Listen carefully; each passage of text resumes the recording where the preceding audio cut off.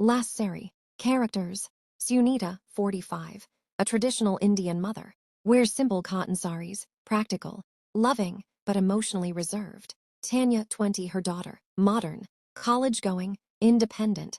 Torn between respect for her roots and desire to break free. Neighbor lady, 40s. Friendly. Gossipy neighbor. Appears briefly. Living room, early evening. The sun filters through the window. An old Hindi film plays softly in the background. TANYA is packing a small suitcase. SUNITA enters, drying her hands on her sari, watching quietly. SUNITA. Going somewhere. TANYA. Delhi internship. I told Papa, he said it's fine. SUNITA. With a half smile. You always tell Papa first. TANYA. You always say no first. A moment, silence, tension but gentle. SUNITA. Softly. It's only 2 months. TANYA. Yes, but it could turn into more. A job, maybe. SUNITA. I see. TANYA hesitates. She wants her mother's blessing but doesn't ask directly. In the kitchen, night. SUNITA is making rotis. The rolling pin taps rhythmically. TANYA walks in, opens the fridge, closes it, lingers. TANYA. I found your old sari in the cupboard. SUNITA. The red one. TANYA. Yeah, the one you wore when Papa got his promotion. You looked happy in that photo. SUNITA smiles faintly. SUNITA. You want it? TANYA. Maybe. Can I take it with me? SUNITA stops rolling, looks at her daughter. SUNITA. It's just cloth, but if you think it gives you courage, take it. In the courtyard, next morning, SUNITA is stringing jasmine flowers. The neighbor lady leans over the wall. Neighbor lady. Your TANYA is leaving again. You let her go so far alone. SUNITA. Smiling but firm. She's not going alone. She's taking her mother with her, in her spine. In the bedroom, moments later, TANYA is zipping her bag. SUNITA walks in with the red sari, neatly folded. SUNITA. Here, wear it when you're scared. It has history. TANYA hugs her mother, unexpectedly.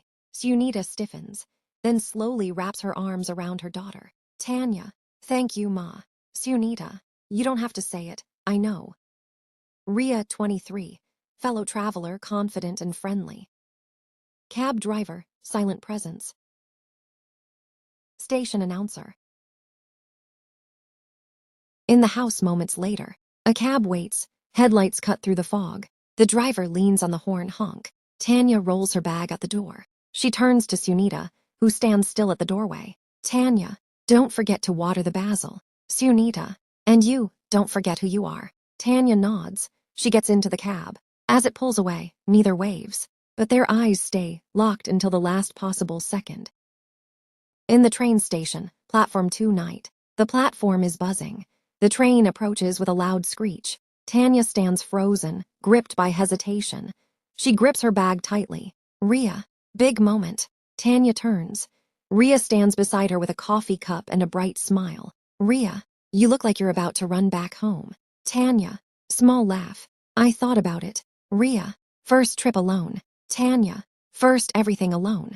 Ria. Well, at least you've got good taste. Points to sari poking from bag. That's beautiful. TANYA smiles faintly. Ria. Ready. TANYA. Not really. Ria. Good, that means it matters. The train doors open. TANYA exhales and steps inside. In the train moving late night, TANYA sits by the window, watching shadows blur into blackness. She pulls out the red sari, folds it on her lap, touches it gently. TANYA. It has history, she said, but now, I'll give it a future. In the SUNITA's kitchen same night, SUNITA stands by the window with a cup of tea. She looks out into the empty courtyard. Silence. Her eyes fall on the basil plant. She waters it, slowly, tenderly. SUNITA. I stitched that sari after my wedding. Wore it the day your father left. The day you came into this world. And now it's with you. SUNITA walks to the empty bedroom. She sits on the bed, places her hand on the indent left by TANYA's bag. She closes her eyes. In the train early morning. Dawn. The first light spills into the train. TANYA stirs. Outside the window, city skyline. Her new beginning.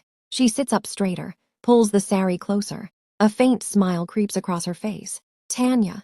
Home isn't something you leave behind. It's something you carry. In silence, in cloth, in love that doesn't need to be spoken. Characters: Mr. Mukherjee, TANYA's boss, demanding but fair. Receptionist, unnamed, overly cheerful. Next Mumbai city morning. A chaotic, beautiful city. Horns, footsteps, sizzling street food. The train pulls into the platform. Tanya steps out, overwhelmed by the noise and speed. She holds her bag tighter, the red saree still visible. A reminder. In the girls' hostel check-in desk day, Tanya stands nervously, while a receptionist types loudly on a keyboard. Receptionist, room 402, shared with Ria Sinha. Lucky girl, she's nice. Tanya blinks. Tanya, Ria, receptionist. Yep, she's been here a week already. In the hostel room, moments later, the door opens. Ria is sprawled on her bed, earphones in. She looks up, surprised. Ria, no way, platform 2 girl. Tanya, I guess we're roommates now. They laugh. The room is modest. One side is chaotic, Ria's. The other side is empty, Tanya's. Tanya sets down her bag, pulls out the red saree. She hesitates, then hangs it neatly by her bed, like a flag. In the office, first day morning, Tanya enters a mid-size corporate office. White lights, gray desks.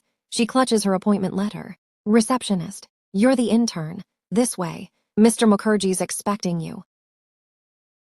In the Mr. Mukherjee's office moments later, Mr. Mukherjee's mid-50s, sharp and efficient, doesn't look up from his computer. Mukherjee. Name. Tanya.